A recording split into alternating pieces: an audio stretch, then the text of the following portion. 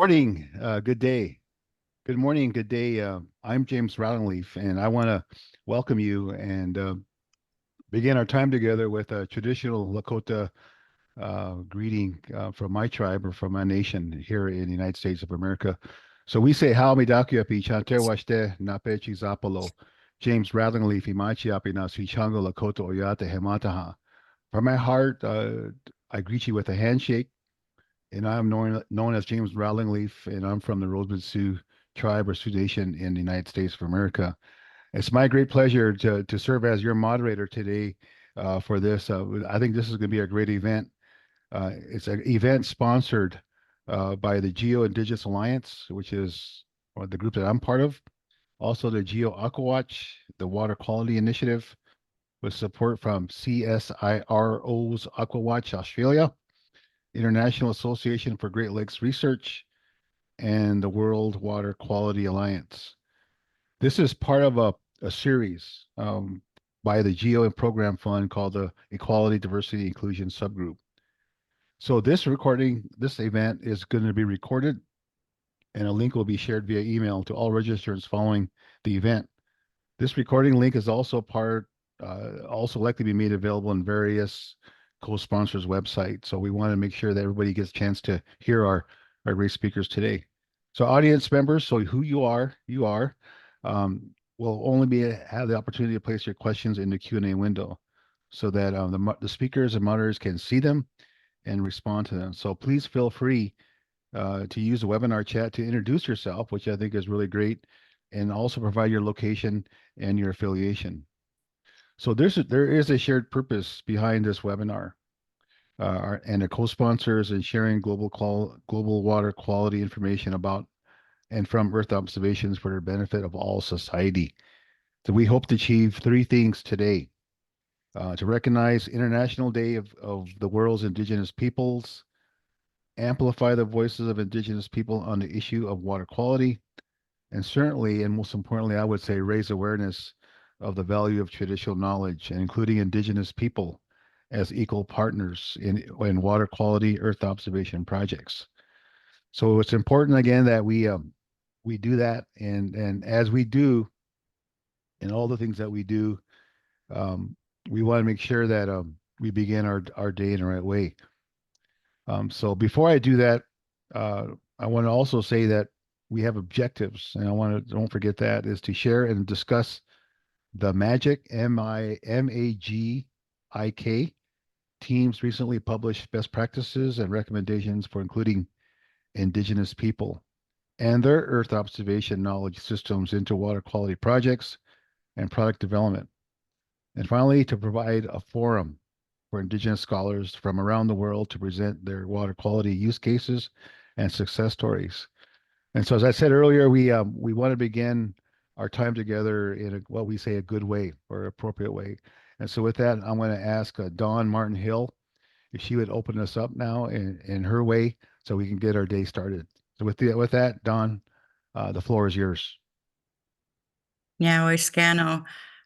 This is something that our community, Haudenosaunee people, have done since time immemorial. And it opens up our radio stations in the morning. All of our children recite this every day, and it's much longer than what I'm sharing with you today. This is the abbreviated version, given the time restraints, and in English, given the wide breadth of our audience. So the Ganyo is said to acknowledge the teaching that instructs us of all interrelated and interdependent parts of the natural world. It is our paradigm. It is our thought, Haudenosaunee thought, that we operate, including all science projects that I do, operate within this law of the land. It's not man-made. It was given to us by the Creator, and it's encoded our values, culture, and way of being. And it reminds us, more importantly, of our duties, responsibilities to care for one another and all the gifts of creation. Next slide. The people, today, we have gathered and we see that the cycles of life continue. We have given the duty to live in balance and harmony with each other and all living things. So now we bring our minds together as one, as we give greetings and thanks to each other as people. Now our minds are one.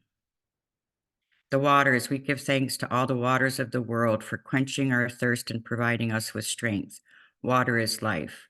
We know the power, we know the power in many forms, waterfalls and rains, mist, streams, rivers, and oceans. With one mind, we send greetings and thanks to the spirit of water. Now our minds are one. We are all thankful to our mother, the earth, for she gives us all that we need for life. She supports our feet as we walk upon her. It gives us joy that she continues to care for us as she has from the beginning of time. To our mother, we send greetings and thanks. Now our minds are one. We return our minds to the fish in the water. They were instructed to cleanse and purify the water. They also give themselves to us as food. We are grateful. Sorry, the messages are popping up. We are grateful that we can still find pure water. So we turn now to the fish and send our greetings and thanks to the waters. Now our minds are one.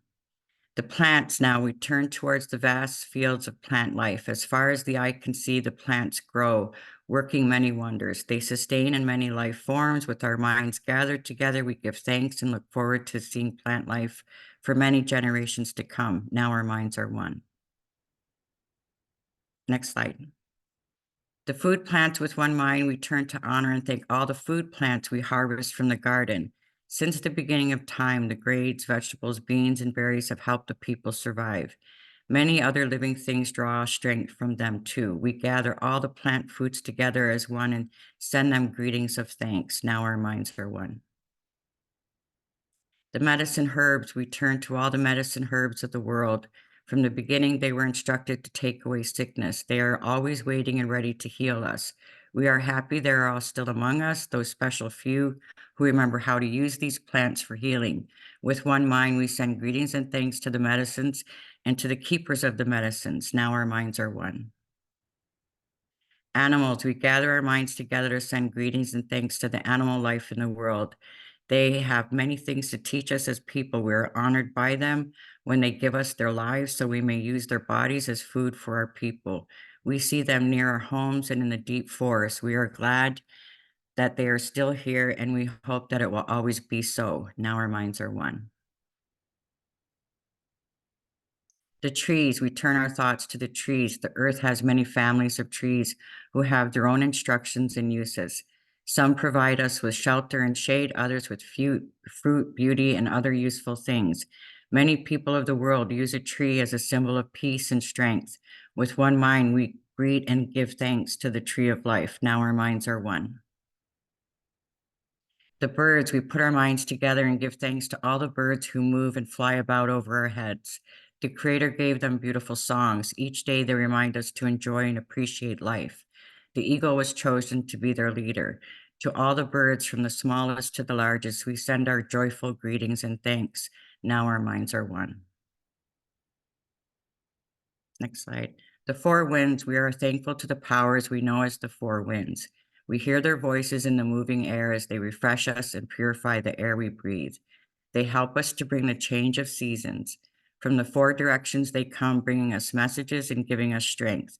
With one mind, we send our greetings and thanks to the four winds. Now our minds are one. The thunderers, now we turn to the west where our grandfathers, the thunder beings, live. With lightning and thundering voices, they bring with them the water that renews life. We are thankful that they keep those evil things that were made by the bad twin underground. We bring our minds together as one to send greetings and thanks to our grandfathers, the thunderers. Now our minds are one. The sun, we send greetings and thanks to our eldest brother, the sun. Each day without fail, he travels the sky from east to west, bringing light of the new day. He is the source of all fires of life. With one mind, we send greetings and thanks to our brother, the sun. Now our minds are one. The stars, we give thanks to the stars who spread across the sky like jewelry. We see them in the night, helping the moon to light the darkness and bring dew to the gardens and growing things. When we travel at night, they guide us home. With our minds gathered together as one, we send greetings and thanks to the stars. Now our minds are one. Next slide. Grandmother Moon, we put our minds together to give thanks to our oldest grandmother, the moon, who lights the nighttime sky. She is a leader of women all over the world, and she governs the movement of the oceans.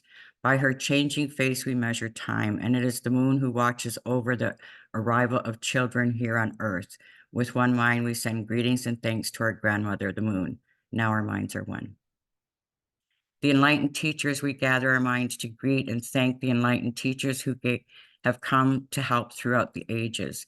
When we forget how to live in harmony, they remind us of the way we were instructed to live as the people. With one mind, we send greetings and thanks to these caring teachers. Now our minds are one. The Creator, now we turn our thoughts to the Creator or Great Spirit and send greetings and thanks for all the gifts of creation. Everything we need to live good life is here on Mother Earth. For all the love that is still around us, we gather our minds together as one and send our choicest words of greetings and thanks to the Creator. Now our minds are one. In the closing words, which I won't do at the end of this, we usually end up closing our meetings with a ganyo as well. We arrive at this place. So hopefully we will arrive with the intention of not leaving anything out. And if I have forgotten something, we leave to each individual to send greetings and thanks in their own way. Now our minds are one.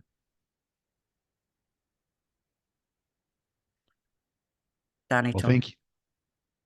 Wopila Tanka Chichapelo. Thank you all. Thank you very much, Don, for those inspiring words and to help us set our minds right in a good way, and our minds are one.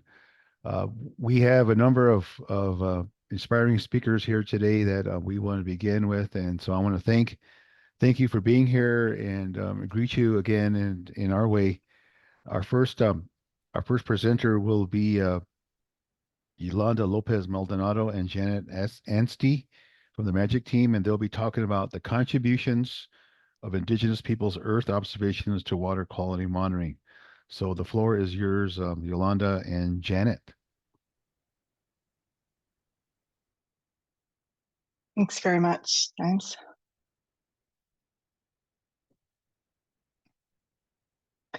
I'd like to first begin by acknowledging the traditional owners on the lands that we're all meeting on today and pay my respects to elders past, present and emerging.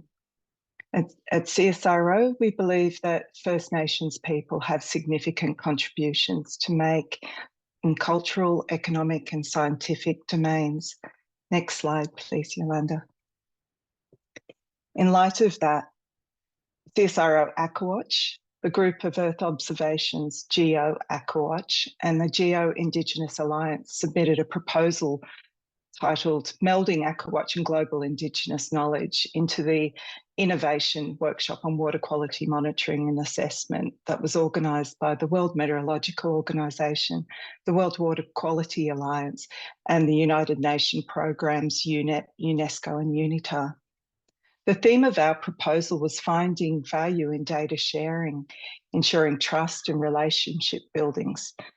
As Aquawatch Australia and Geo Aquawatch aim to work with First Nations people in their programs involving satellite Earth observations and water quality. The three-day workshop that was held in September 2023 brought together subject matter experts to innovate. And my colleague Yolanda will now present the findings and recommendations from this workshop in our recent paper. Thank you for joining us, and I look forward to the session.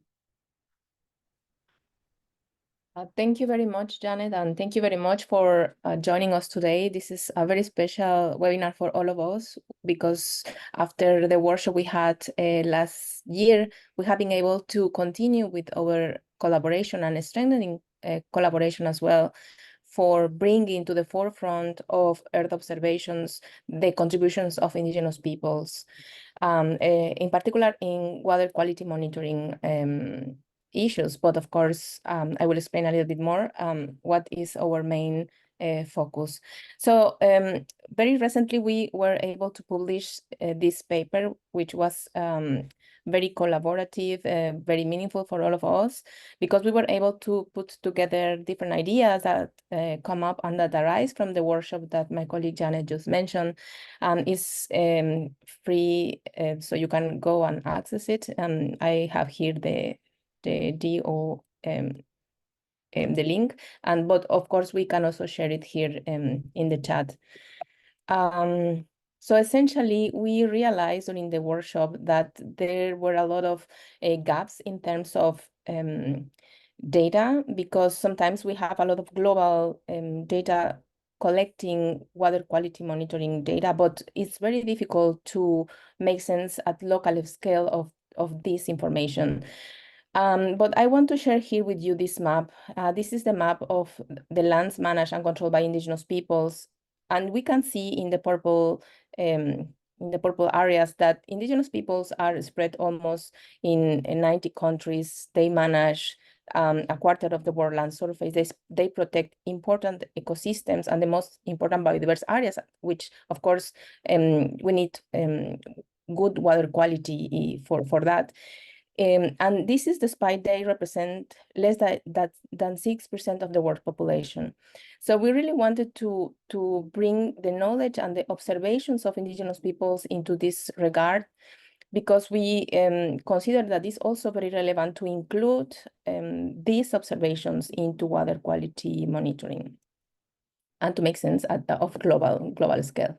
So our key findings were that Indigenous peoples reports precise and accurate observations of changes in earth systems. This paper focused only on the hydrological cycle, but of course, Indigenous peoples are very good in observing natural phenomena in a wider approach and a wider scale. And this information can significantly enhance global outreach and engagement efforts, aiding in the understanding of hydrological cycle components. So it's essential to enable Indigenous peoples to contribute their scientific knowledge and this complex scientific thought in the use of Earth observations. This is also crucial for the protection of other vital components of the water cycle. So essentially, we address two main questions as part of this publication.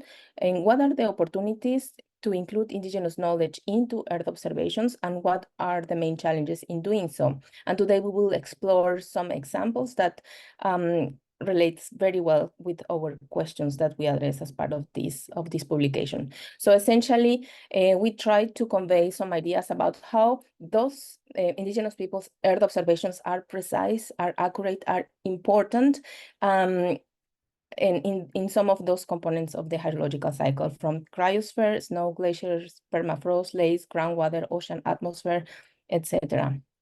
And we come up with some policy recommendations and also recommendations as part of our MAGIC group.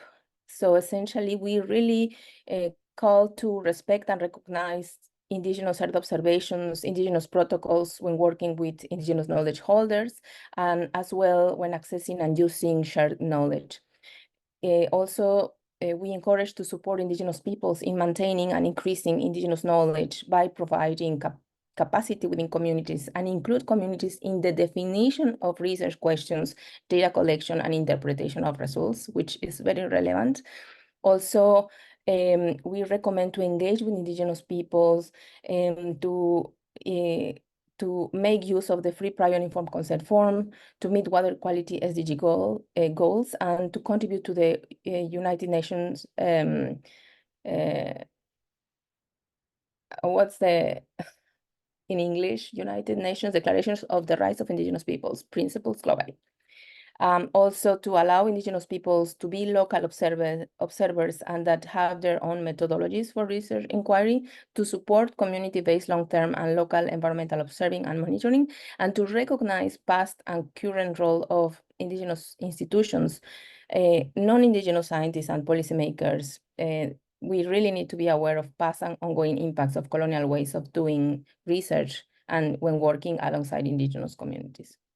So essentially, our final comments is that Earth science, Earth observation must include Indigenous knowledge, their observations and understandings of the environment into the measuring and monitoring process, because it's ethically important to do so and also policy relevant.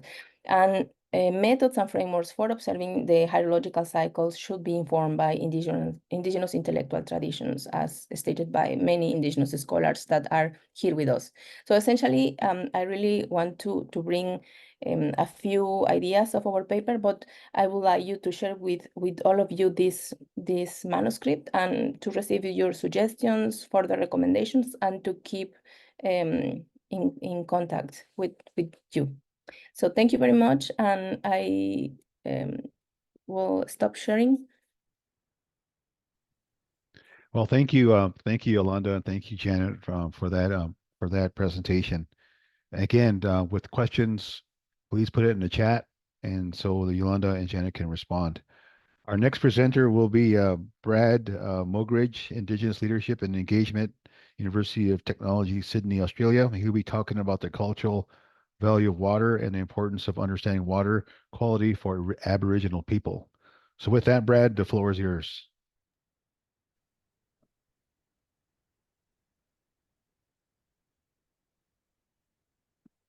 All right, thank you. Video is good to go. All right, I'll just share my screen.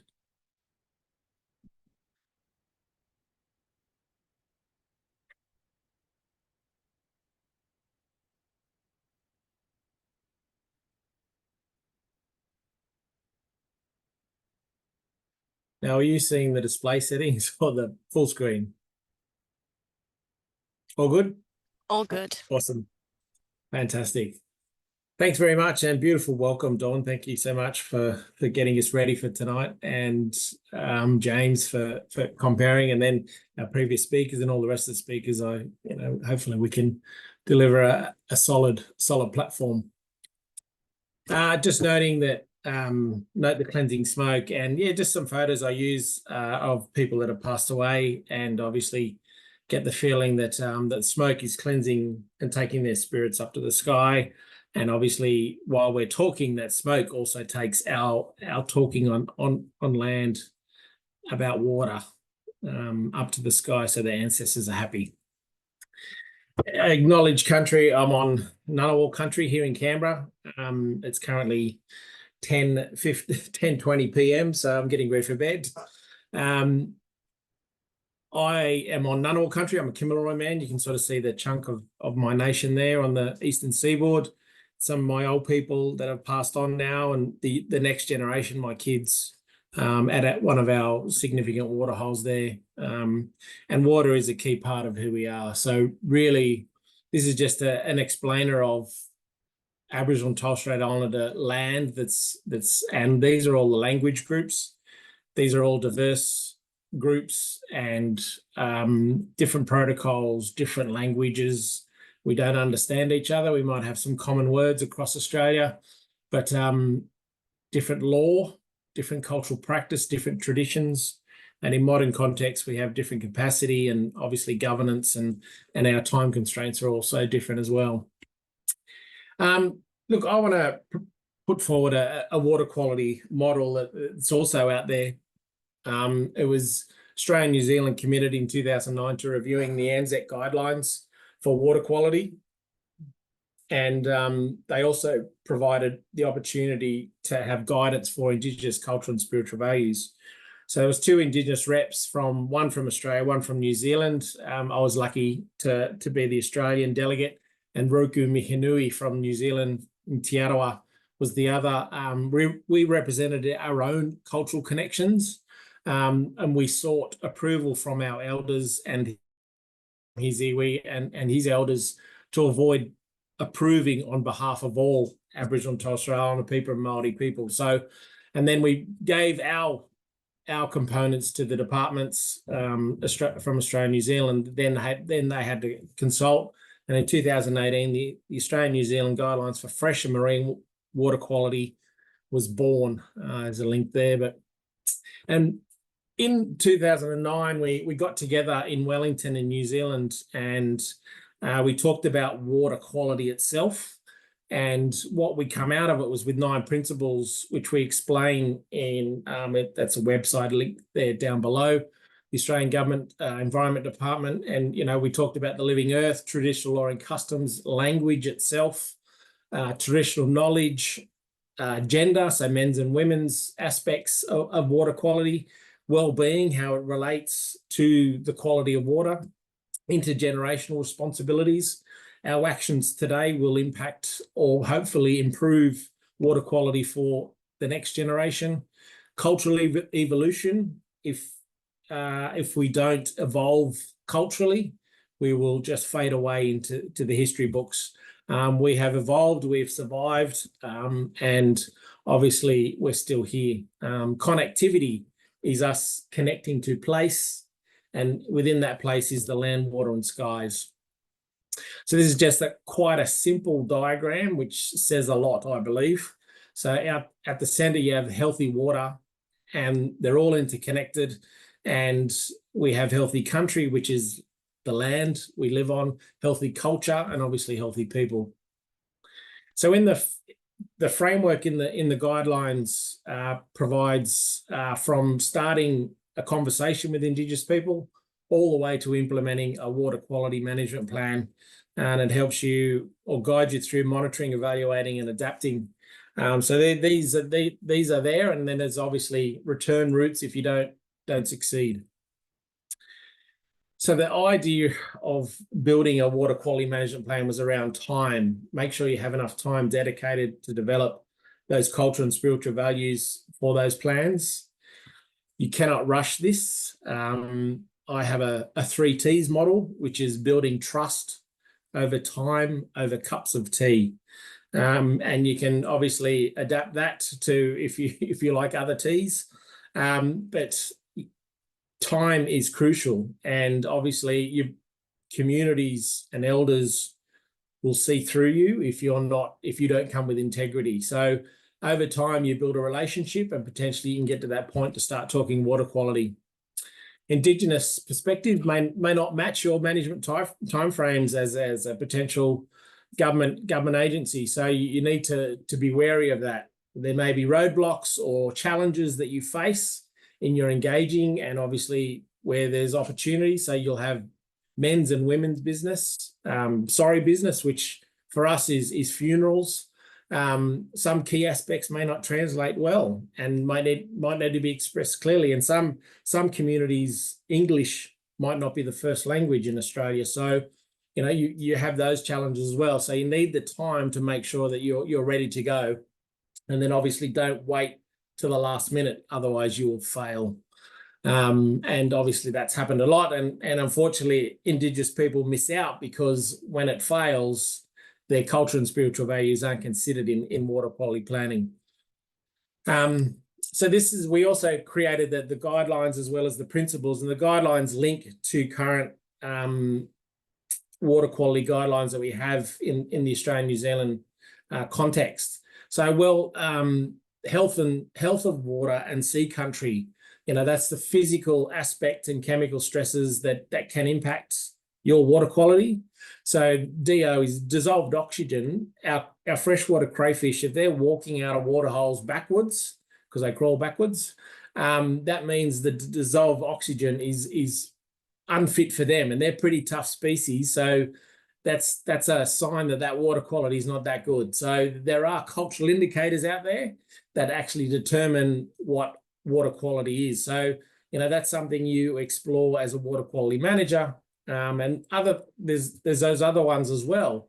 The human cultural aspects of water quality. So the taste, the smell, the feel, the look of water, they all connect to what water quality is. Not just, you might have your normal stresses, pH, dissolved oxygen, salinity, and all those other ones. But I suppose these other ones are what our elders feel. Site-specific values can be developed to protect culturally important aquatic or water quality dependent species, such as fish and birds, which are our cultural keystone species. Is the water culturally safe to drink and for food collection? So that they also link to the Australian Drinking Water Guidelines. Is the water safe for recreation? So that's primary contacts, your favorite swimming hole. Like the elders say now that they've got to take bottled water to go for a fish. whereas they used to drink the waters when they were quite young. So water quality has changed a lot. Water supports economic well-being, for harvesting those cultural species, but also for sustenance and food. But there's also the opportunity of having good water quality and quantity for aquaculture projects, so your primary industries. So these are just the links, the culture and spiritual value guidelines on the Australian government's website, and they're there to be used by water quality managers. And that'll do me, and that's my beard growing mainly over COVID. And that's me. That's my latest selfie. It's with the crater, the caldera of Mount Vesuvius in Italy. So that's a cool one, I reckon. Thank you. Well, thank you, Brad. That was great. And 5 years ago, I got to visit your country for the the Geo Ministerial Summit. And I really enjoyed my time there. Awesome. It was great to hear you talk again, Brad, and thank you again for your work, but also you're part of this gathering here today. Thank you. Our next presenter will be Elizabeth Veronica Wambrau from Indonesia, and she'll be talking about water governance in perspective of Indigenous people and Indonesia. So with that, Elizabeth, your floor is yours. Yes, thank you. We'll try to share the screen.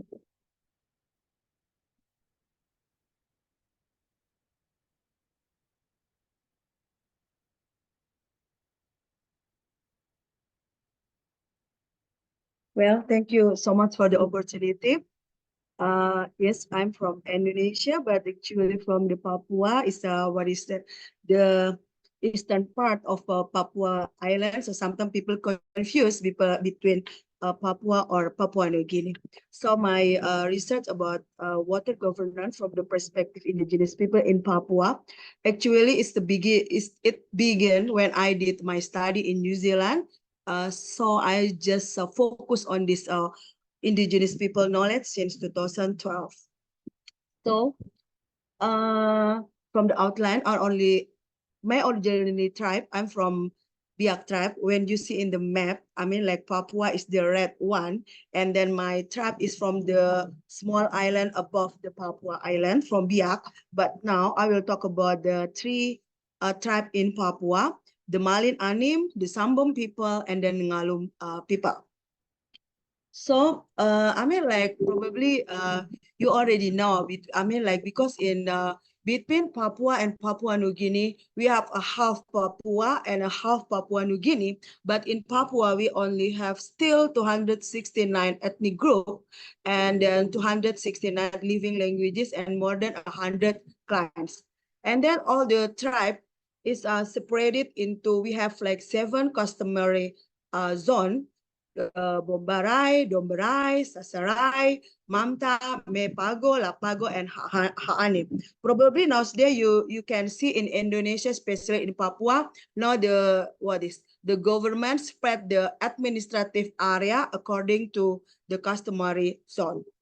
And then in Papua we have 5 big river basin: Kamundan, Sebiar, Omba, and Leiden, Bikumadigul, Membramo, Tami, Apafur, Wapoga, and Mimika. And then it's more than 153 watershed, 15 lakes, and 400 groundwater basin. It's mean more of the tribe of the people will be living in the water body. So I mean like actually when we talk about the Papuan, the tribe, and then water is a part of the Papuan people. So I mean like for this time, I only will talk about 3 tribes. The first is Malin Anim.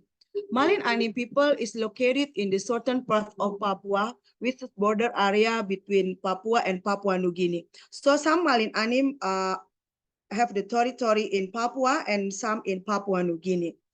And then if we relate it with the water governance of the Malin people, actually Malin people have the concept of they call like traditional cultivation system. They call wambat. So wambat is like they elevated the garden bed, and then they because we know in the southern part of Papua is really they're in the lowland area. So only, I think, what is crossed with the Australia, so only 100, a half meter above the water sea level. So I mean, like, the people just digging the bed, and then they make a cultivation like the picture, and then around the under the garden, they make a like drainage system. So the wambat they call like the wambat, and the drainage system they call kamahip. Actually, when we talk about the water, the marine animal already realize about how they can adapt with climate change.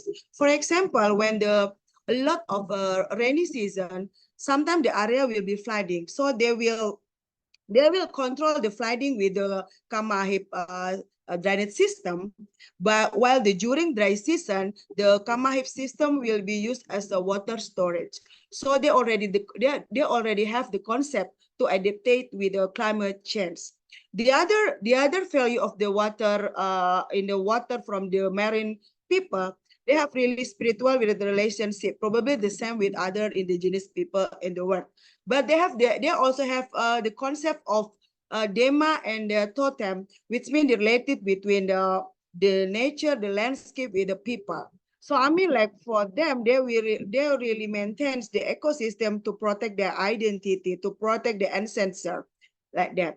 And then the next, I mean, like, based on my research, I learned about the Malin people and then Asmat people when I did my study. But after that one, I really focus in other tribe. And then another example here, the Sambom people. The Sambom people is like part of my student thesis. So I supervise her and then learn about how the Sambom people maintain the water. So I mean, like, the people, Sambom people live in the mountain area of the Papua. So I mean, like, they're part of Lapago custom zone. When tribe Marine Anim in the Ha Anim zoning, and then they're in the middle area. So I mean, like, based on this one, actually the people in the village, they already have the rule to manage the water. This is the picture, the sketch picture of my student. So actually the Sambom people have their already traditional zoning to utilize the water. They have the 5 zoning to use the water. The zone A, only they said they believe the area around the zoning A are sacred place, so they cannot, everyone cannot come into the forest because it's sacred. And then they really protect their area. So I mean, like, if we connect to the modern like right now, actually they already practice how to conserve the other area. And then the second one about the zone B. The zone B people use only for drinking the water. And then the zone C only for domestic purpose like dishing, washing, and anything. And zone D only for meant for take bathing. And then the zone E only for women. So I mean, like, actually the Sambom people already have their own rule to govern the water. If we relate it to Indonesian the rule regulation, they said that when we use the water, we have to care about 3 types: the conservation, the utilization, and then how to control the disaster of the water. So actually the Sambom people already done this because they already think about how they conserve the water. The rule in Indonesia say you cannot do anything around the river basin, like around 200 meters. But the people already protect the area around 1 kilometer. So I mean, like, they really do the role in a better way. And then the second one, they already utilize, they know how to utilize it as a part of the zone to support their daily life. And then the last time, they already protect the area to control the flooding too, because they really restrict the people can do anything around the river. So I mean, like, the people really care about how they maintain the nature, and then how they use the water. And then the last one about the Suku Ngalum. Suku Ngalum is located in the in the middle of the mountainous area, which is a border area with Papua New Guinea too. So two of the three tribes that I present now is like in the mid and the what is in the border area between Papua and Papua New Guinea. So one of the concept of the Ngalum people, and then I directly come last 2 weeks from the area, from the Star Mountain Regency or Pegunungan Bintang. Actually, the people of Suku Ngalum have the concept of water. So I mean, like they use oak as a water, and then people name mostly the place with the beginning with oak, which means that people really want to name the place with the condition of the area, with the ecosystem of the area. So I mean, like for them, water is like there too, is the source of the life. And then they say the Ngalum people is like water seeker. They always live around the body of the water. And then the last one, they always think that water as the identity of the place, because mostly of the area, even though the district, the village, and the special place, they will beginning with oak. So it's mean when the I mean, like us of the government want to develop the area, they have to keep maintain the ecosystem. So if they will keep their identity of the Ngalum people. And then the conclusion, I think they actually the indigenous people already have their own traditional system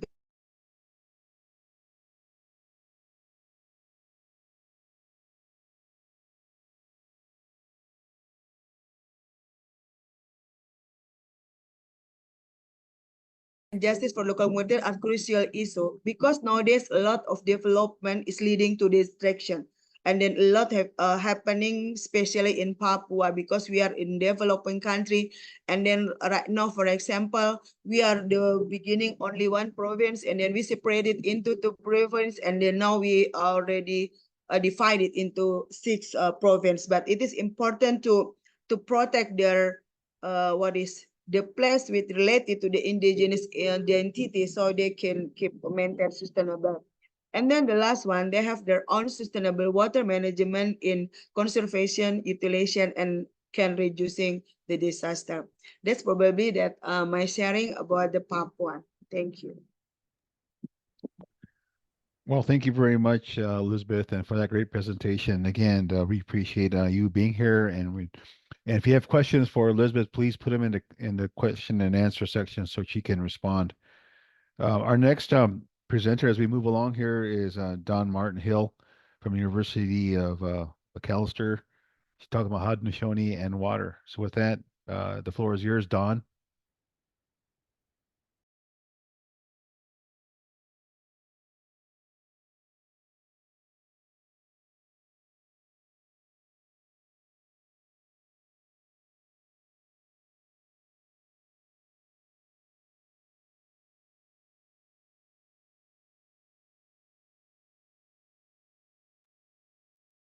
Don, we're not hearing you.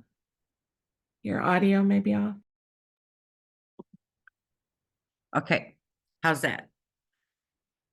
The Indigenous team is led by Indigenous knowledge holders who designed the Global Water Futures research project, which is continued on now with the Global Climate Change Center.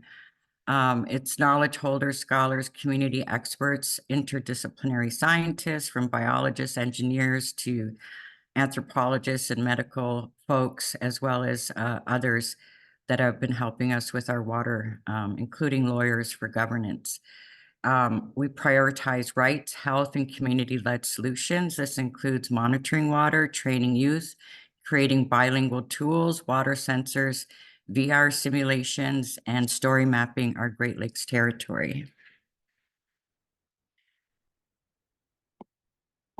Okay, my screen is frozen. I'm not sure what is happening.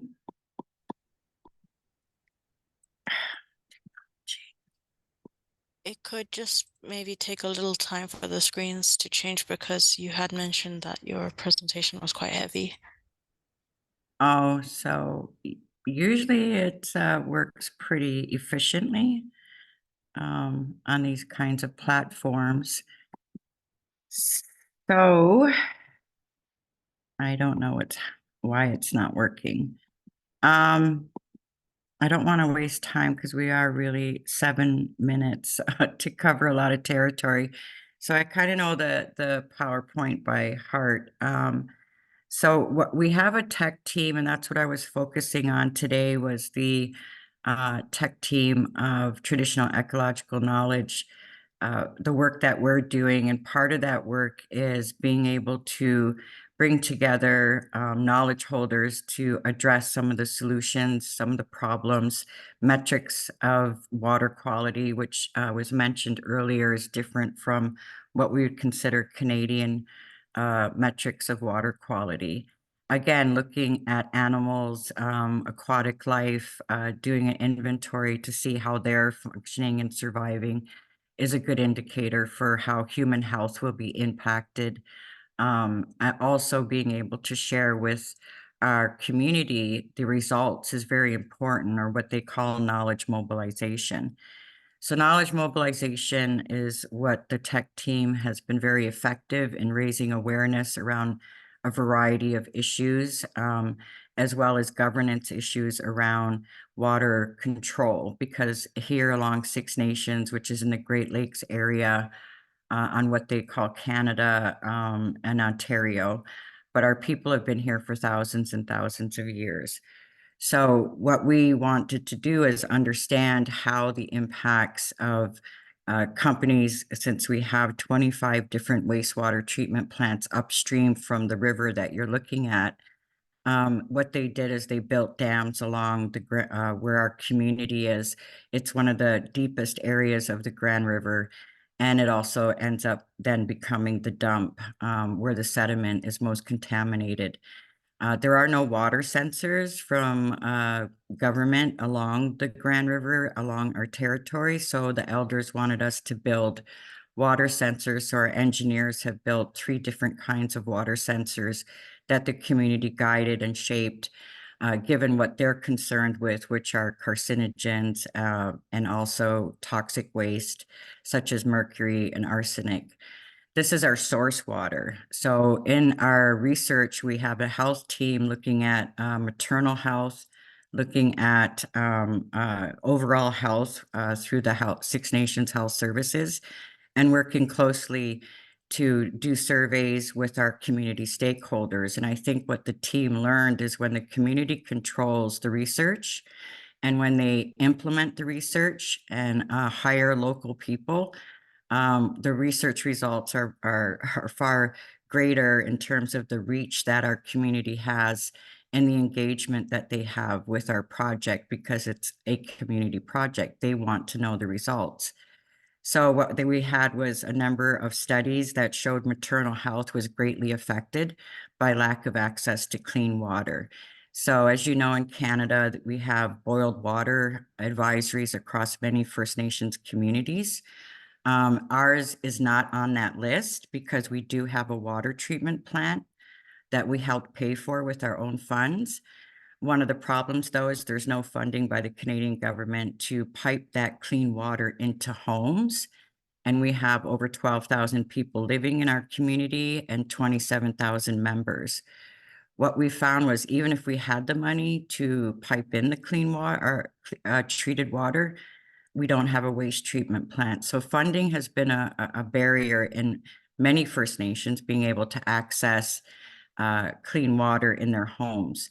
So while we're not on the boiled water advisory list, only 12% of this community is actually connected to the water treatment plant. So that then impacts health. What was surprising about our findings was that mental health was significantly impacted by the lack of access to clean water. We found mothers particularly who have to purchase water. It's about $250. That's what I pay for the truck to bring the water into our tanks. economic stress of not having the funds to purchase the water. And then also we have to have funds. It's $92 to have the septic truck take away the waste. So it's an economic burden that creates a lot of anxiety and stress. People have to monitor their water, how much they have left, if they have funding to get the next load. So those are the kinds of things most Canadians are completely unaware of, that we just don't have access to clean water. On top of that, we have issues with the extraction industry of water. Nestle, Blue Triton, a number of industries are removing the aquifer. And one of the things the elders outlined was that the aquifer is in fact the most precious water. That is like the breast milk of what the creator made for us. So the story that I was going to show in the VR virtual reality is describing the value our people have from the time of creation, and how the creator made the Great Lakes by using his fingers, which is why the US calls them the Finger Lakes, to create what we call fresh water. So Haudenosaunee people have lived around the Great Lakes since the beginning of time, according to our creation. And we have stories about how the waters have changed over those times, as well as the climate. We also have a climate change adaptation committee. The climate change study that we published demonstrates that Six Nations, as well as the region, is going to be water insecure moving into the future. So preserving and conserving what fresh water we have is the top priority, including our aquifer. There's no protections of aquifers in this country. We need to do better in governance, and we need to be at the table when it comes to water authority and governing our water. So our legal team has looked at the ways in which we can apply a number of different treaties, a number of different agreements that we've had in the past to be honored, so that the taking of our aquifer stops. They take 3.6 million liters per day for the last 8 years, and the province continues to hand out permits in which the Haudenosaunee traditional government has sent out a number of cease and desist orders, which have been duly ignored by these industries. So the youth of the community have been leading much of our research. Part of our work is, and the elders wanted, was to make sure that our young people are trained, are part of our research team. They work diligently on a number of different issues. And the outcome of all of that work is to create a training program. Many of the youth were critical that universities, including the one I work at, the local post-secondary does not have intensive land-based, water-based courses, does not have environmental studies or traditional knowledge. So we've been working with our local post-secondary Six Nations Polytechnic, as well as McMaster, to develop a traditional ecological knowledge program. The second outcome we found was we need to sustain this type of work. We can't live from grant to grant. It's not a suitable arrangement. So one of the things we would like to do is to establish an environmental research institute that is run by the many Indigenous Haudenosaunee scholars. I think there's 12 of us from Six Nations, but also across Haudenosaunee lands, and have a place that we can actually begin tackling climate change, water access, and a number of other ecological issues using the skill set of our elders, and how do we best mitigate the impact of climate change on our community and our access to clean water. So what we end up with after this study is creating tools, which you can find on our website, which is listed here. So you could see the VR if you go on our website. We also have about 20 publications from the different sources that have worked with us, peer-reviewed scholar papers, that acknowledge that Indigenous knowledge, leading and designing research teams, is the best practice. Working, co-creating a number of tools that communities need. One example that I use is, you see how the west of Canada and the United States is on fire. Well, there's mitigation measures First Nations would have to offer if they were asked. We used to be able to have burns, and then they outlawed that. And part of the outcome is now you have out of control wildfires. So we have ways to manage our environment. What we don't have is the access to the funds. We don't have access to the authority over our lands and waters. And as you know, the Intergovernmental Panel on Climate Change study cited that where Indigenous people manage their water and their territory is the healthiest on the planet. And in fact, we hold some 80% of the entire planet's biodiversity.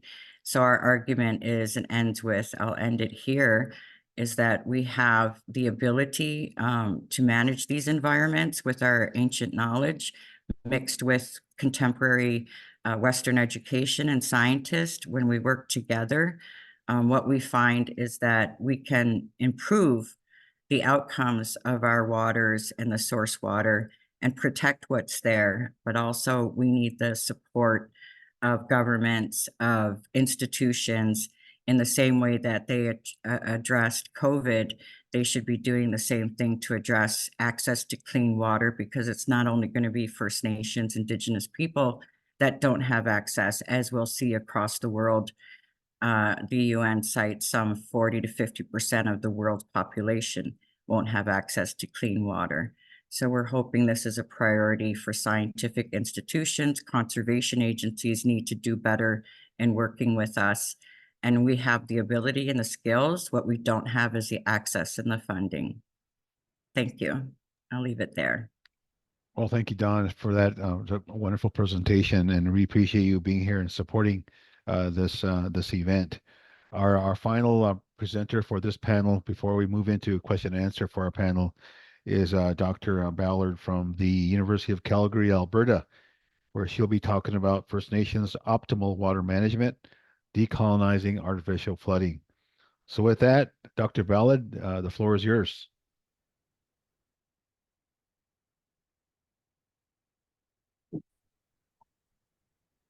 Great, thank you very much.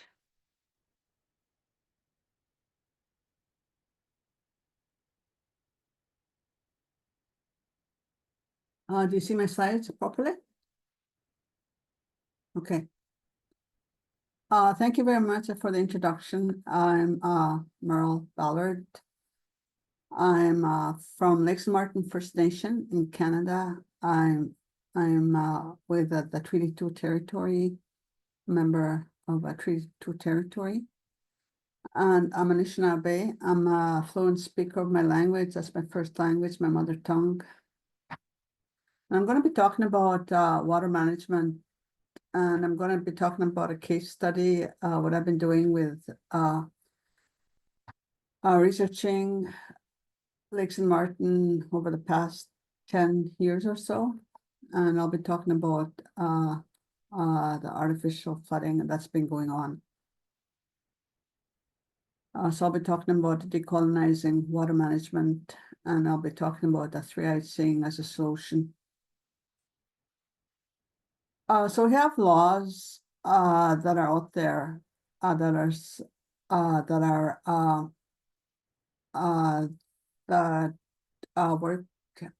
that support Indigenous peoples, but they don't really support, for example, the United Nations Declaration on the Rights of Indigenous Peoples, Article 10 says that Indigenous people shall not be forcibly removed from their lands or territories, no relocation without free, prior, and informed consent. And then Article 26, Indigenous peoples have the rights to lands, territories, and waters. We have the Emergency Measures Act in Manitoba, where it gives authority to the province to do what they can within the power to alleviate the situations. We have various water stewardship laws within the province of where I'm from and across the country and other parts of the world too. And then we have our own laws, that are original laws of the Indigenous peoples, the Anishinaabe people, and within these laws are the three-eyed seeing that I'm going to be talking about, and talking about their importance.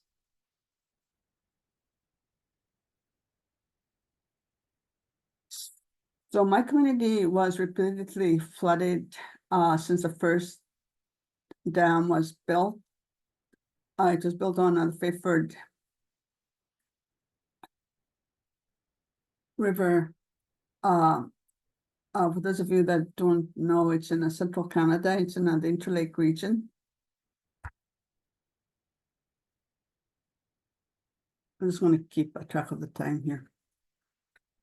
And the slide on the bottom left is at the Fairford Dam, which was constructed in 1962. And this dam diverted the water from upper on Lake Manitoba and released the water into Lake St. Martin, which is where I'm from. And they did so without consulting the First Nations people who live downstream. And there's 4 First Nation communities living downstream, and there's no Indigenous communities living downstream along the lake. And then they built another water control structure in 1970, the Portage Diversion. And this further adds to the water that's going into Lake Manitoba and then releasing into Lake St. Martin. And what's happening is Lake St. Martin is becoming a water holding tank.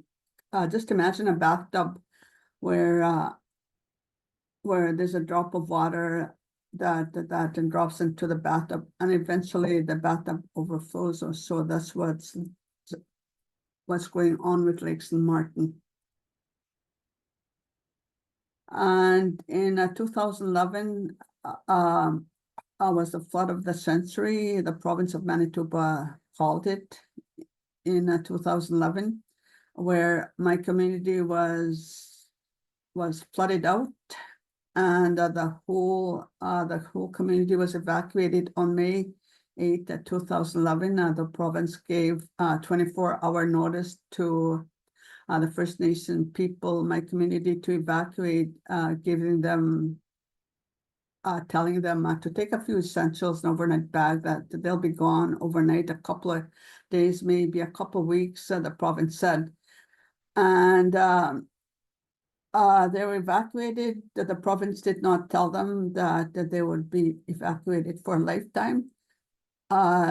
Those ones that I talk about are the articles regarding the UNDRIP, that the Indigenous peoples should not be forcibly removed from their land.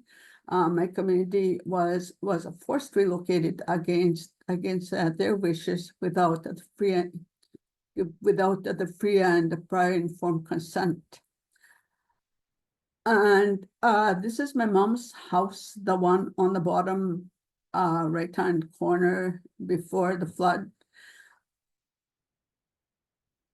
My mom told me to take a picture of her. Like she's not the person that wants pictures taken, but I guess she had a premonition, which a lot of elders do. They know events that are going to happen. And then she used to have a beautiful yard. She took care of her yard, grew flowers. And this is, I don't know if you can see my mouse, but this is her house, the one in the gray here. It's all underwater. And this is 2013. This is where my mom's house used to be, right where my mouse is. I'm not sure you see the mouse, but that's where my mom's house used to be. So that the traditional lands of the people were completely stripped, taken away by the province, and they were relocated. My community was relocated a couple of kilometers from the original community in the bush without being given a choice of where they want to be relocated. And this flooding was totally unnecessary. They could have diverted the water somewhere else. And what happens when people are flooded out? The culture is affected. The children are affected, the social ties are affected, and the environment is quite affected, the tradition is affected, everything is impacted. During this time, the province implemented the Emergency Measures Act, and they came up with $100 million to build this channel where they diverted the excess water from Lake St. Martin, which they put in the first place, and then they diverted the water. Then meanwhile, when we asked for new land, when we identified where we wanted to be relocated, they said, no, it doesn't have it. It doesn't have infrastructure. There's no money to be relocated there. Meanwhile, they come with $100 million to spend on this channel, which disrupted the biodiversity in the area and affected the water on the other side going into Lake Manitoba.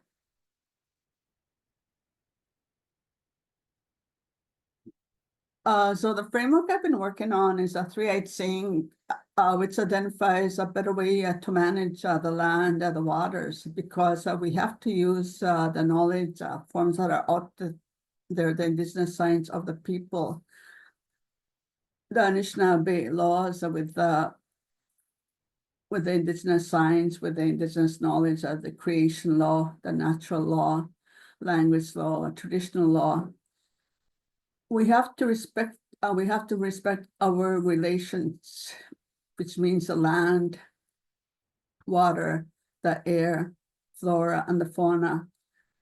We have to recognize that they're alive too, and they have a voice, and we have to be the speakers. We have to speak for them.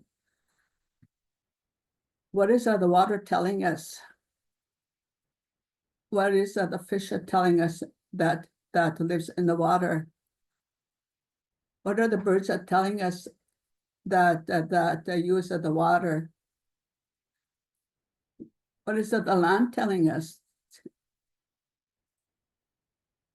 We have to be the voice as Indigenous peoples, because Indigenous peoples are stewards of the land.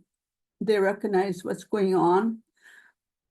They recognize the changes that are happening in real time. Indigenous peoples are the first responders to the land, because the changes that are happening in real time, they're the first ones to identify there's something wrong here, and Indigenous peoples will be the first ones to identify a problem. But Indigenous scientists, they want to be the ones taking the lead. They don't acknowledge something unless they discover it, like the discovery. But we have to recognize that we have a close relationship with our relations, and with Western science, we can work together to be part of the solution.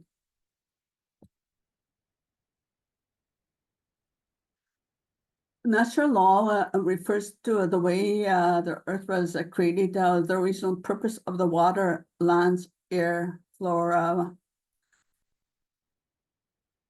the cycles. And these are really important for Indigenous peoples, because this is what enabled Indigenous peoples to survive since the time immemorial in this great these lands that we live on. Language law is really important too, because being an Anishinaabe speaker, I know that a lot of the words that are named within the country, probably other countries too, with Indigenous peoples, we have languages that are based on the role or the purpose of the ecosystem of the river, for example, or the province even. Like, for example, Saskatchewan, the province of Saskatchewan means where the water drains, or where the water runs dry. So if you think of that, if you think of the landscape of Saskatchewan, it's all flat, and a lot of it is a different landscape where the minerals of a certain area, they absorb the water. And the Indigenous peoples observed this before the boundaries were made, and that's why they named it. And the language law is really important when we start identifying, when we start monitoring changes within the ecosystem. We have to look back on the original naming of the ecosystems of the waters before the settlers came. The creation law is important as well. And the creation law is about the balance, the harmony of the earth and everything, the stars and everything associated with it. The traditional laws are important as well. They refer to the laws of nature, but they are embedded within the language as well. Within my language, we have words that guide our behavior in the way we look after the land. In Jine, they guide us in the way we respect, the way we look after the land and other species that are around us. We are not to harm others because they are living as well.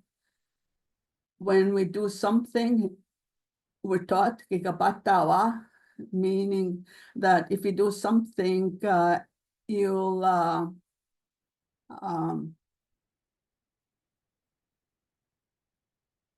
these words are really Anishinaabe language, kikapatawa.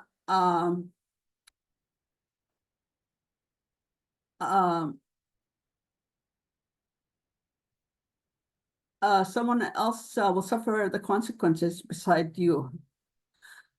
Then we have the 7 teachings that guide us as well, love, respect, harmony, etc. And these are very important. And when we grow up too, we have other teachings that are passed down from our parents, our mothers, the people around us. And that's how we learn. For example, when I was growing up, I always had teachings from my extended family, which Indigenous peoples, we all have extended families.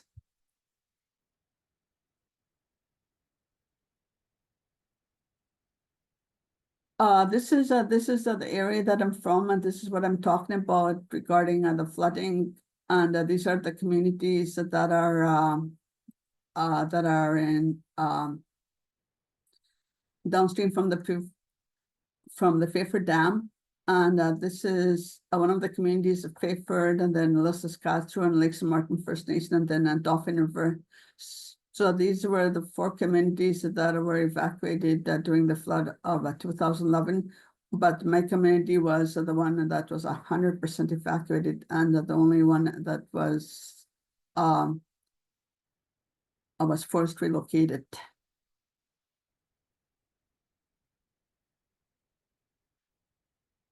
And this picture was taken in 2018, 19. This is adjacent to the new community of Lake St. Martin, and you can see that the tree stands. There's a lot of dead trees, and what the elders said were when we were being relocated there. They said that there's water coming up from the ground table is coming up, but the water from the ground table is coming up. That's what they said. Like I said, Lake St. Martin is becoming a holding tank. So imagine the holding tank, everything will be saturated eventually. So when we think of our relations, they're dying too, and we have to be the voice. We have to be the voice for them. They're having the elders say that the roots are rotting because they're all wet, and that's why they're dead. So we have to be the voice for them as well.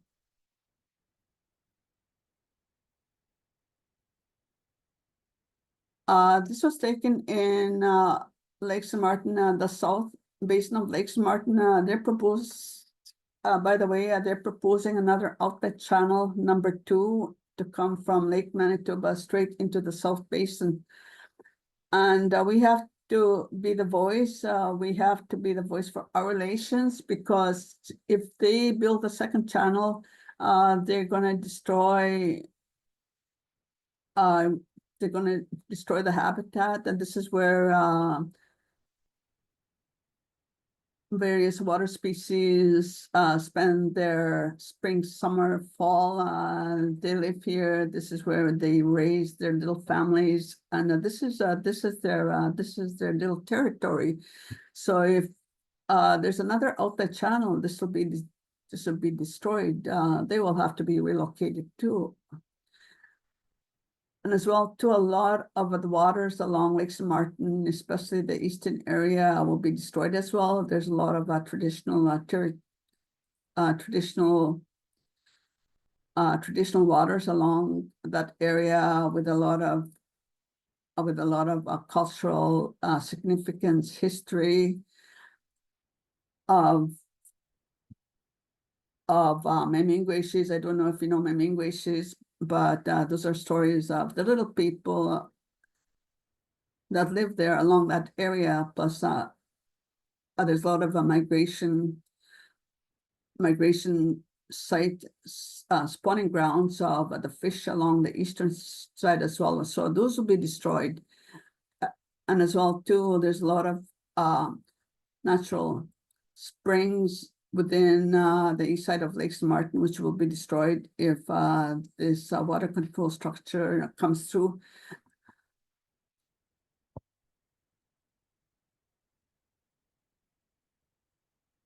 So it's important to work together. This was taken in Dauphin River. This is one of my students taking water samples of Dauphin River. This is where the first outset channel was diverted to. So we were taking samples of the water, what happened with the water, any changes, etc.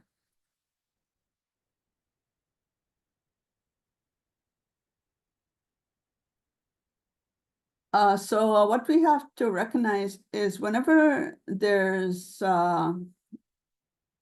changes with the water, when natural law is interrupted, our relations, the land weeps, and we have to recognize that. We have to be the voice for that, because as Indigenous peoples, we have that responsibility, that role that was given to us to be the caretakers of the land. We have to be the voice for the land.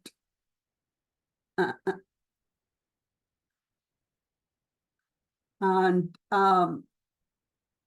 when water levels are interrupted, Indigenous peoples know the changes that are happening on the land's waters, that they know when the fish patterns are out of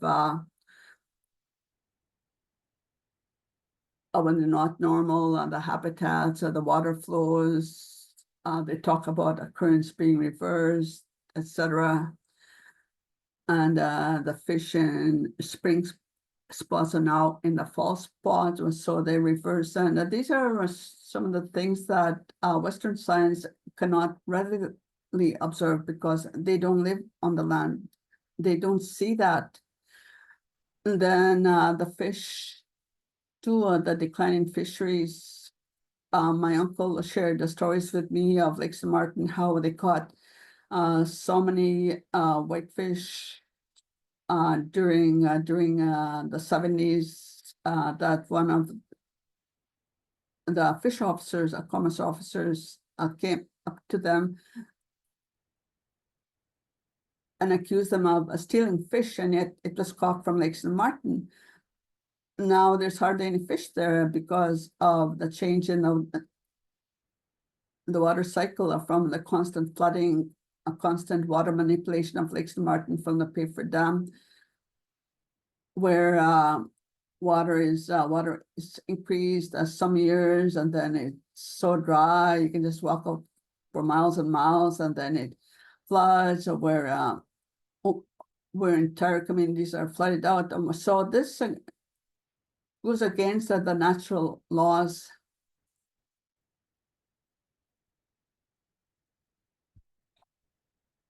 And it's important that Indigenous science be incorporated into water management, because like the previous speaker, Don Martin, he said, we are the ones with the knowledge, and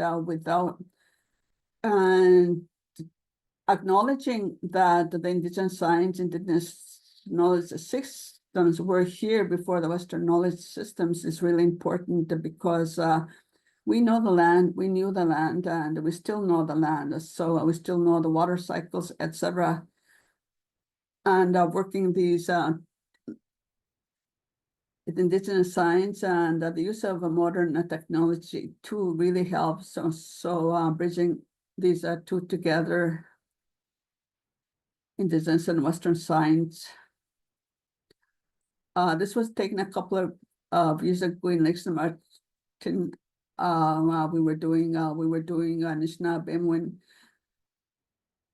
the use of Indigenous language in the naming of spaces and places around the lake, which is really important, because they identify the original naming, what that means, and when the flood happened, what does that mean after, what has changed.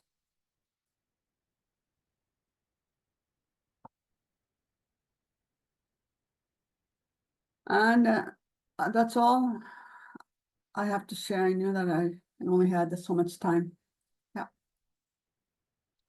Well, that was great. Well, thank you, Dr. Ballard, and thank you all panelists again for your great presentations. And I know time is always an issue with these kind of things, so we want to respect everybody's time who shared their day with us, their morning with us, or evening with us today. And so, what I want to do as moderator is just maybe ask one question of the panelists. And if you could just be respectful of the time today, so we can kind of conclude on time. So we did talk about, and we did in the beginning talk about the importance of Earth observations. And I know I've heard Earth observations sort of from a Western science perspective, but I also heard and saw Earth observations from an Indigenous perspective. And so my question to the panelists is, how do we bring these two ways of understanding the Earth together, or should we? And how do we do that? And I know there's some examples here that I saw, but also just for the audience, give the audience a perspective and some thinking, some challenging to them of how we bring these two knowledge systems together: Earth observations from a Western perspective and from the Indigenous perspective. So I'm going to start with Yolanda and Janet. That question, please.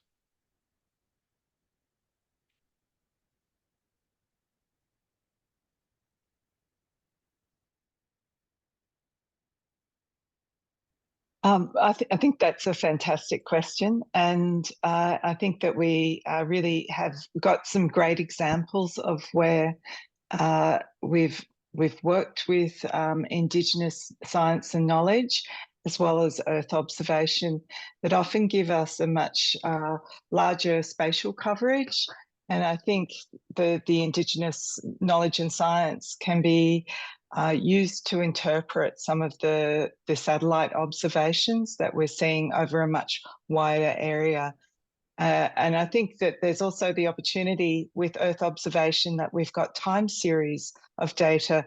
In some cases, we've got time series of data going back 50 years, which seems a long time for an Earth observation scientist. But when you combine that with traditional or Indigenous knowledge, which goes back in our country, goes back up to 65,000 years, you are really only getting a very small picture of what's happened in the country. So I think it's really important to take that perspective of the Indigenous science and knowledge. Thank you, Janet. Yolanda, any thoughts at this point? Yeah, thank you very much, Janet, for giving us this very important answer. I think I just want to add that if we put on a timeline, when was I don't know, the first satellite on the space, when was this launch, or how old is NASA or all these institutions and organizations that observe our planet, and we compare how long Indigenous peoples have been observing natural phenomena without having the technology we have today, so we can realize that this information that Indigenous peoples can provide is very important. And also considering that some of the, for example, astronomical events have not been occurred yet. Like, for example, the Mayas were very good in predicting astronomical, I don't know, equinoxes, etc. And we are still waiting for those to happen. So I think it's very precise, it's very accurate, it's very important to include these observations into the understanding of the global, of our planet. Yeah, it's the only thing I wanted to add. Thank you. Thank you, Yolanda. Dr. Bradley, same question to you. Yeah, it is a cracking question. How long we got? Two hours to talk through this thing? You got 2 30 minutes. seconds. 2 minutes. Sorry. Yeah, look, I just following on from Janet. Yeah, like Australian Aboriginal and Torres Strait Islander people have a long connection to the respective countries. You know, over 300 different language groups, and you know, we're the driest inhabited continent on Earth, but yet we don't have a say in how water is managed. And I suppose that's a real challenge for us. But I suppose the more we provide evidence of our knowledge and our own cultural validation of our knowledge, rather than the scientific paradigm, we actually start to influence policy.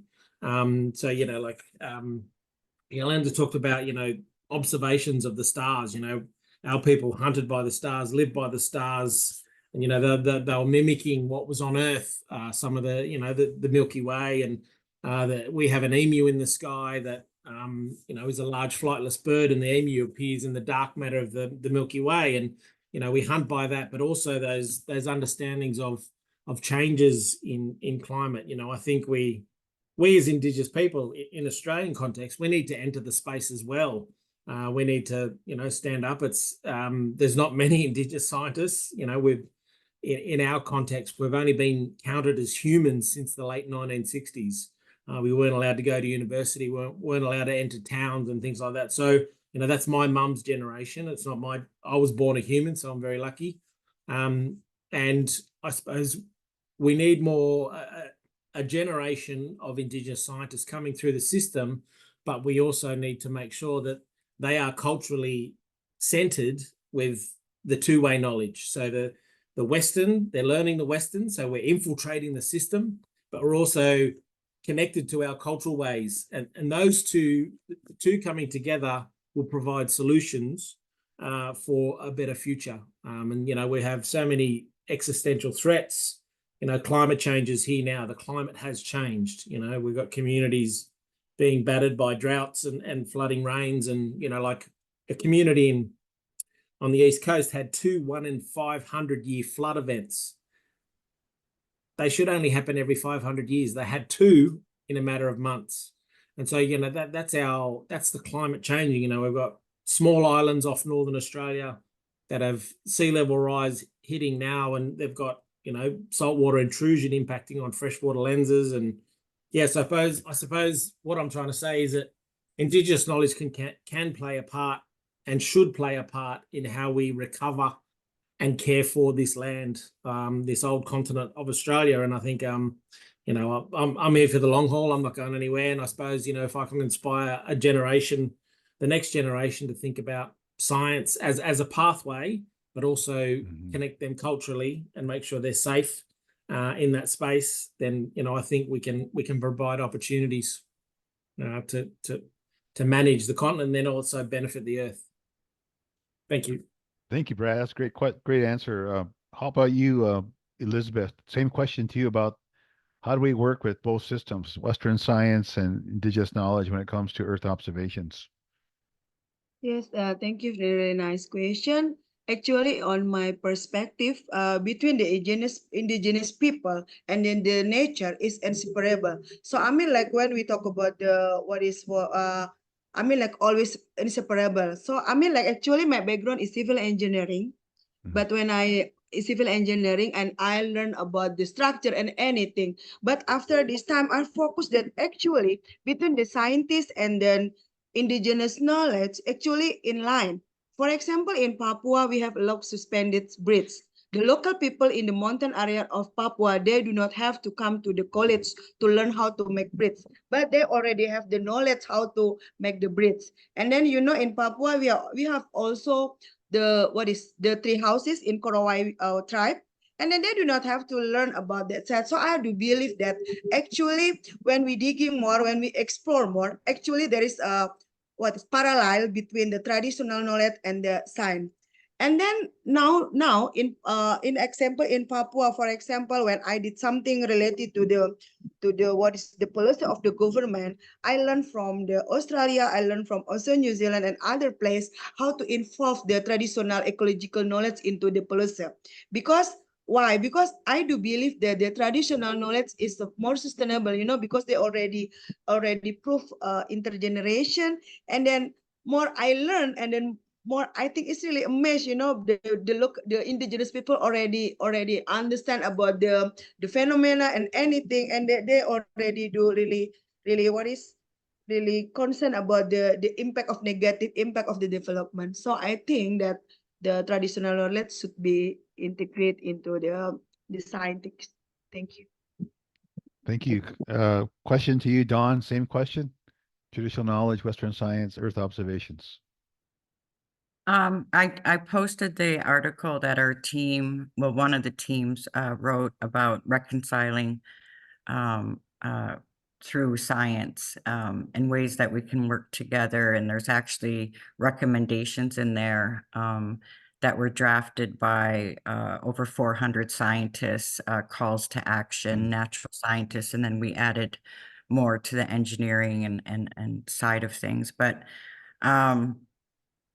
I think the key is that Indigenous knowledge holders, and that doesn't mean just anybody. That means we have specialized fields. We have medicine people. We have our harvesters, our hunters. You need to understand what Indigenous methodology and pedagogies are, protocols, and they're different from community to community based on your nation and your culture. There's, again, gender knowledge, women's knowledge.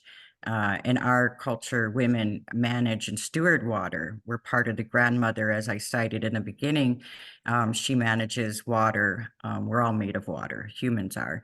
So, there's connections and understandings about gender roles, and also there's also an important aspect in that, while my team has been incredible, they've never worked with Indigenous people. These are engineers and biologists that work in labs.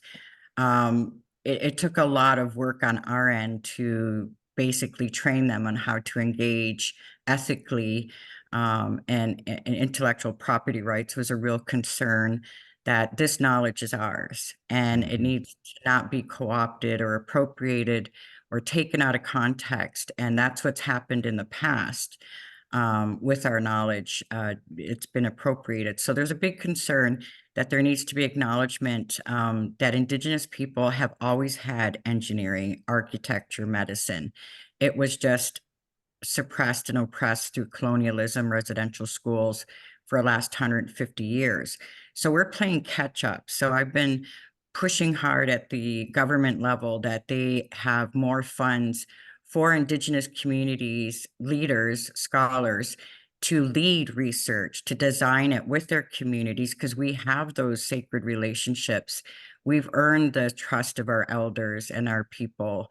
And they are our allies. So the scientists that I work with understand, we're going to do things a bit differently. And if you're not able to adjust some of the ways in which you do things, then it's probably not going to work. So I think it's important to be honest up front. Intellectual property belongs to us. We don't want our knowledge to be then taken out of context. That is like you see the New Age movement with our spirituality. There's the same fear that this is going to happen with scientists and our elders' knowledge. So there has to be a level of governance over our own intellectual property and understanding that we will lead. And that's the key. We need to lead and design the research. So I went to public works guys who test water every day, all day long. They're the local experts, right? Or the nurses or the midwives who see the families that don't have water and they're worried about their prenatal, postnatal health. They're the experts. And then we have specific elders who have knowledge of different aspects. Some are medicine, some are the fish, some are language, because Indigenous knowledge is in the language. It's in our songs. It's in our dances. We dance for the fish. We have stories. So translating that is not easy to science, but you do have experts now. As Bradley mentioned, there are a few of us. But what we don't have access to is the funding. And that's the heart of the matter, is that non-Indigenous people are privileged to get, access to multi-million-dollar grants. And they might get one Native person to sit on that and say, well, I have Native covered. I'm a reviewer, and I can tell you in Canada, you won't get the grant if you operate on that level. It has to be where we lead the research if you're in our community, and that self-government, self-determination, and human rights have to be a part of that package. So we do write about this. If you go to our website, we have, as I mentioned, not only a lot of scholarly publications, but we also have booklets that we create for the community to translate the science in a way that our people can embrace and understand and respond to. And I can tell you, like Six Nations Health Services, Six Nations Public Works, they've all taken the data from the climate change or from the health, and they've created programs and services in land-based healing and land-based learning out of these results. So you need to be able to get the results back into the leaders in your community so that they can all work collectively to address climate change and water security and food security. That would be my response. Yeah. Well, thank you, Don. That was great. Dr. Ballard, also to you, how do we bring these two ways of knowing together and in terms of Earth observation, data science, and technology?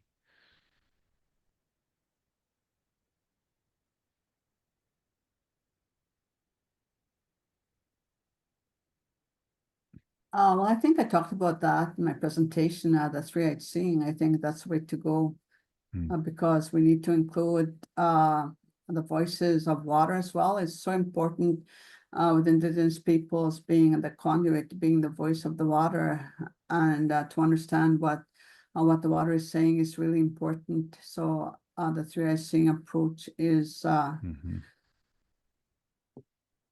really important, and Indigenous peoples, like I said, being the first responders of the land, they know what's going on in the waters, the lands, species, everything, and they'll be the voice and being the first responders when something happens, like emergency, the first responders that take the transport person to a hospital or something. And that's the same way with what's happening on the land. Indigenous people being the first responders. But at the same time, too, Indigenous peoples, we have to be the leaders. We can't just sit back. We have to we have to be more informative and be the leaders. Being the leaders of change, we have to lead water management.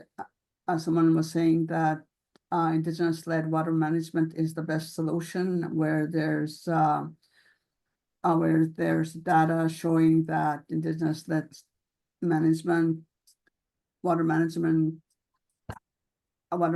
are the healthiest, and this is the way we need to go. Well, with that, we better stop. Well, no, this is great. I want to say thank you to our sponsors, and on the slide here we have websites and information about all the organizations that are involved in the webinar. So I want to thank our sponsors, and also thank you, and more importantly, the panelists. We brought good information, you brought wisdom, you brought knowledge, and most importantly, you brought yourselves. And I hope that going forward, that Geo Aqua Watch, the Geo Indigenous Alliance, and others will facilitate continued discussion, conversation, but more importantly, action of how we protect our water for our next 7 generations. And so in 2016, in my part of the country, part of the world, there was something called Dakota Access Pipeline. And it was there that thousands of indigenous people gathered to protect the water, and to bring our prayers and our ceremonies together to advance a better world for our future.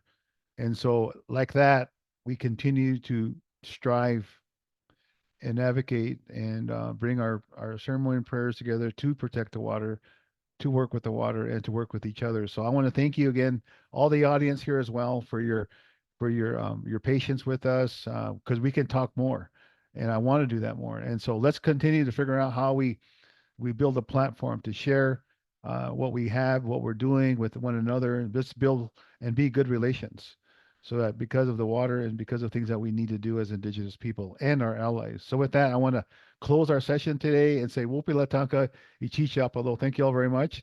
Everybody have a good day and take care.